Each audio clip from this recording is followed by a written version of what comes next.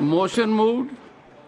The motions for consideration of the Waqf Amendment Bill 2025 and the Mussalman Waqf Repeal Bill 2025 are now open for discussion.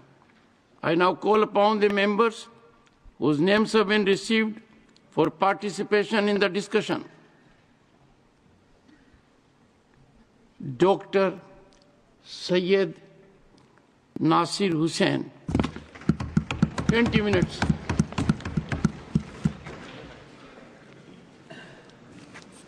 Chairman sir, मैं आभारी हूं आपने मुझे महत्वपूर्ण bill pay बात करने का मौका दिया और मेरी पार्टी और आप मिलके मुझे जेपीसी का सदस्य भी बनाया था।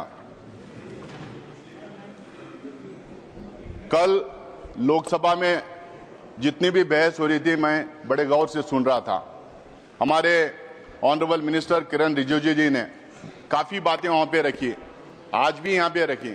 कल हमारे देश के गृह मंत्री भी वहां पे काफी बात रखी। उन्होंने कहा कि ये बिल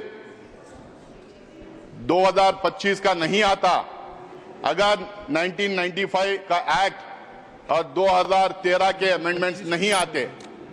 मैं आपके माध्यम से पूरे देशवासियों को ये बताना चाहता हूं, जब 1995 में ये बिल आई थी और 2013 में जब ये अमेंडमेंट्स आए थे, जो आज भारतीय जनता पार्टी ये क्लेम कर रही है कि कांग्रेस पार्टी ने ये ड्रैकोनियन लॉस लाई थी, कांग्रेस पार्टी ने एक कम्युनिटी को अपीज करने के लिए लाई थी, ये कॉन्स्टिट्यूशन से परे है।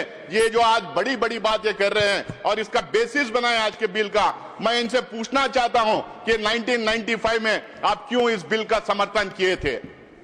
1995 में अद्वानी साहब यहां पे थे, मुरली मनोहर जोशी जी थे, सुषमा स्वराज जी थे, अरुण जेटली जी थे, राजनाथ सिंह जी थे, सारे के सारे कंसेंसस के साथ 1995 का वक्फ बिल पास किया था। 2013 में जब ये अमेंडमेंट्स आए थे, जब भी कंसेंसस से पास किया गया था। 1995 में लोकसभा में भारतीय जनता पार्टी की तरफ से बंडारू दत्तात्रेय जी ने अपनी बात रखी थी और राज्यसभा में सिकंदर बख्श जी ने अपनी बात रखी थी। अपनी बात रखने के टाइम पे दोनों भी इस बिल का पूरा समर्थन किया था। उसके बाद में लोकसभा में भी उसके बाद में इनके 2009 के मैनिफेस्टो में भारतीय जनता पार्टी ये कहती है कि हम रहमान खान कमेटी रिपोर्ट को एग्जामिन करके हम उसको इंप्लीमेंट करने का काम करेंगे। उसी रहमान खान कमेटी के रिपोर्ट के रिकमेंडेशन के बेसिस पे और आज ये जो बार बार कह रहे हैं सच्चर कमेटी रिपोर्ट, जिस कमेटी के रिपोर्ट को इन टोटो इन्होंने खारिज किया था, उनके खिलाफ क्या क्या इन्होंने नहीं कहा था, उस कमेटी के रिपोर्ट के खिलाफ इन्होंने क्या क्या नहीं किया था। हम लोगों ने रहमान खान कमेटी रिपोर्ट और सच्चर कमेटी के रिपोर्ट के आधार पर जब 2013 में अमेंडमेंट्स लाए थे, उस टाइम पे इनके तरफ से लोकसभा में शाहनवाज हुसैन जी, राज्यसभा में मुख्तार अब्बास नकवी जी अपनी बात रखते हुए उन 2013 के अमेंडमेंट को पूरी तरह से सपोर्ट किया था।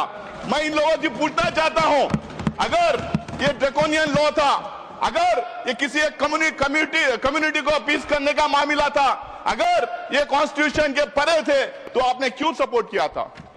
क्यों कंसेंसस के साथ आपने ये बिल पास करने दिया था? आप 2013 के बाद सर 2014 में ये लोग सरकार में आ गए। 2014 से 2024 तक इनको समझ में नहीं आया कि ये ड्रैकोनियन लॉ है। इनको ये समझ में नहीं आया कि कम्युनिटी को अपीज करने के लिए लाया गया है।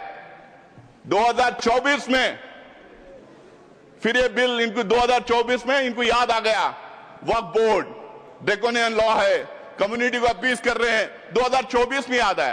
क्यों 2024 में याद आया? 10 साल क्यों आपको याद नहीं आया? 2024 में इसलिए याद आया क्योंकि 400 का नारा इनको दिए थे, 240 में निपट गए थे। इनको बिल्कुल मेजॉरिटी नहीं मिली थी। इनको अब समझ में नहीं आ रहा कैसे अपना वोट बैंक बढ़ाएं। इनको यह समझ में नहीं आ रहा कौन सा मुद्दा उछालें, तो इन्होंने वक्फ बोर्ड को लेके आया, इस एक्ट को लेके आके कम्युनल पोलराइजेशन करने का काम कर रहे हैं। आप कह रहे हैं कि हम अपीज कर रहे हैं, आप पोलराइज करना चाह रहे हैं। पूरे देश को, पूरी दुनिया को पता है पोलराइजेशन देश में होता है तो किसका फायदा होता है करके, कौन पोलराइज करता है, कौन धर्म की राजनीति करता है, कौन किसी एक कम्युनिटी को विलन बना के उसके खिलाफ में एक नैरेटिव बिल्डअप करने का काम करता है।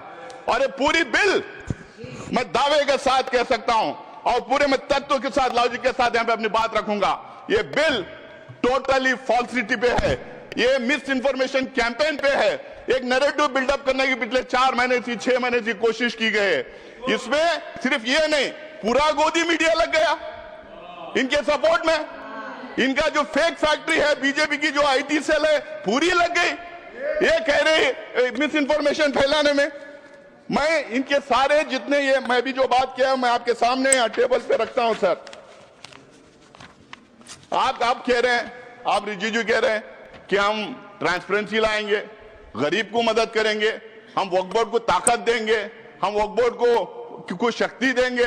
भैया आप 10 साल पावर में थे, क्या किए? आज वेबसाइट निकाल के देखेंगे, सेंट्रल वक्फ काउंसिल की जो बात कर रहे हैं सिर्फ किरण रिजिजू जी का नाम नजर आएगा, काउंसिल नहीं है उसके अंदर, काउंसिल नहीं है उसके अंदर। और जो बजट एलोकेट होता था वक्फ काउंसिल के लिए वो भी नहीं दिया गया, वहां का जो स्टाफ था उनको सैलरीज नहीं दिए गए। भारतीय जनता पार्टी के जो रूल्ड स्टेट्स हैं, कई जगह 10 साल, कई जगह 15 साल, कई जगह 20 साल से है, वहां पे स्टेट वक्फ बोर्ड कॉन्स्टिट्यूट नहीं किए गए। आप अपने शासित राज्यों में वक्फ बोर्ड का नाम नहीं लेते, वहां के वक्फ बोर्ड कॉन्स्टिट्यूट नहीं करते। आज आप कह रहे हैं गरीब मुसलमान को मदद करेंगे, आप कह रहे हैं इसमें ट्रांसपेरेंसी लाएंगे। कितना आप जो असत्य बातें देश के सामने रखेंगे और पार्लियामेंट में रखेंगे। आप हमेशा मिसलीड करने का काम किए हैं। हर एक चीज जो ये बोल रहे हैं इसमें ये सत्य से दूर है और देश को गुमराह करने के लिए, मिसलीड करने के लिए ये बातें यहां पे कर रहे हैं।